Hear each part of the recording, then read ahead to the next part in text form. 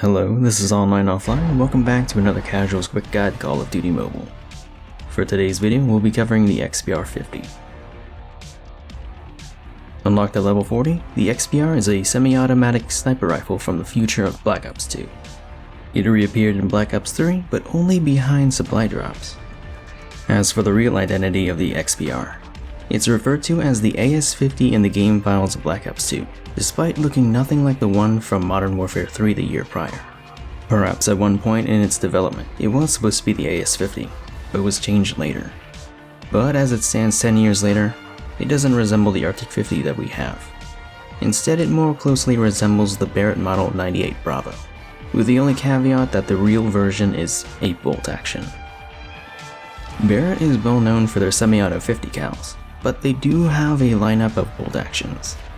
Their M90 was a bullpup bolt action counterpart to their Sem-Auto M82.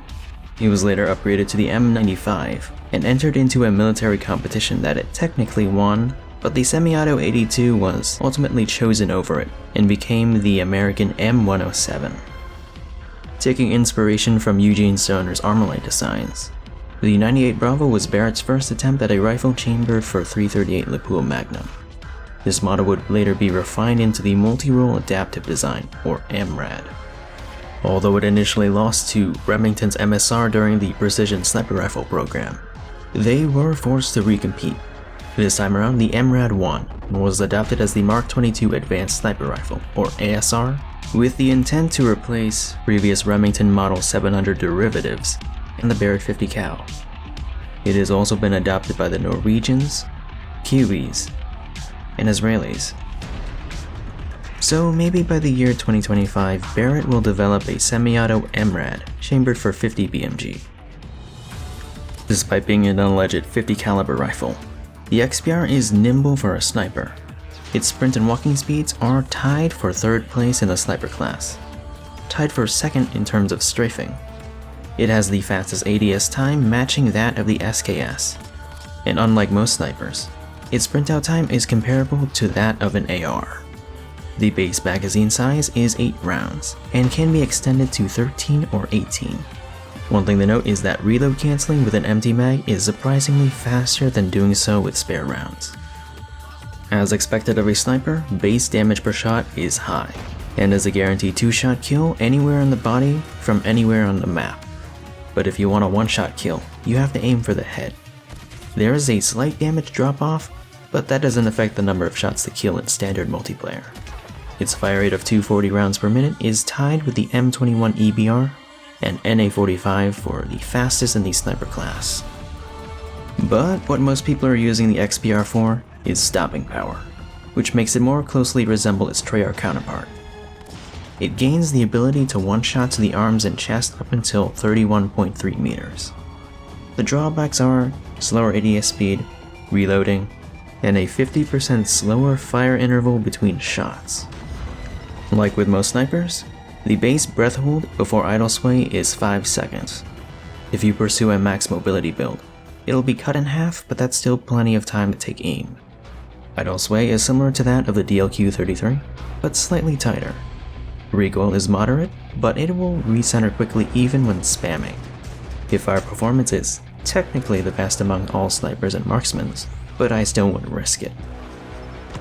Since this game's release 3 years ago, the XPR has been considered one of the worst weapons for much of its life cycle.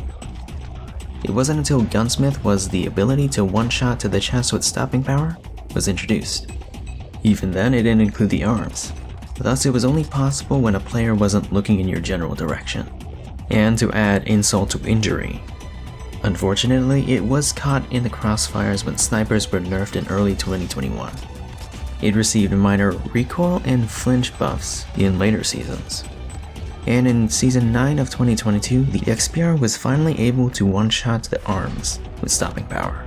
But its range was nerfed soon after to match that of the SVD, because that iteration of the XPR outclassed the SVD in its prime. Nowadays, it comes down to personal preference. So does it need any more changes? I think the ability to reload cancel with spare rounds should be slightly faster to match that of its animation. But other than that, no. Even though the XPR is generally considered the best semi-auto sniper, I don't know if it'll be very popular among more casual players, unlike some so-called semi-autos that are treated as slow automatics. The XPR is a true semi-auto that demands that you repeatedly tap the fire button. That alone is enough to deter most players. More so if you play with just your thumbs or use one-tap ADS as your primary shooting mode, which is when you hold down the fire button to fully ADS and then you start shooting. I don't blame anyone for not wanting to try. I myself have used 4-finger claw for the past year and a half, and if you want to make the most of a semi-auto weapon like the XPR, SVD, or SKS, you do have to learn how to use claw. Otherwise, you have to play very passively to make it work. But hey, that's just my opinion. This has been a Casual's Quick Guide. Feel free to suggest what weapons you want to see covered next. My name is On, and I'm off.